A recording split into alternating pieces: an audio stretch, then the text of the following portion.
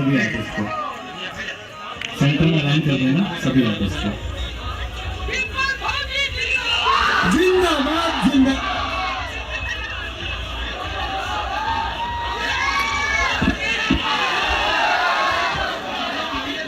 सुरेश बताओ जल्दी। बता रहा हूँ सर।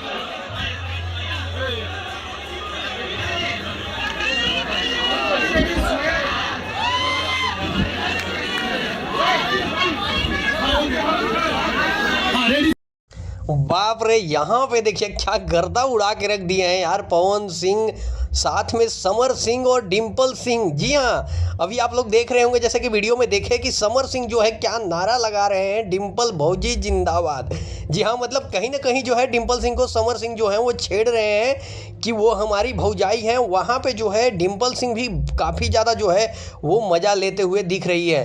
तो आप लोग इस वीडियो में देख रहे होंगे कि B4U पे जब ये शो आएगा तो कितना कमाल का शो होने वाला होगा, क्योंकि रितेश पांडे, पवन सिंह, समर सिंह, डिम्पल सिंह और बहुत सारे कलाकार जो हैं एक साथ आप लोग को देखने को मिलेंगे।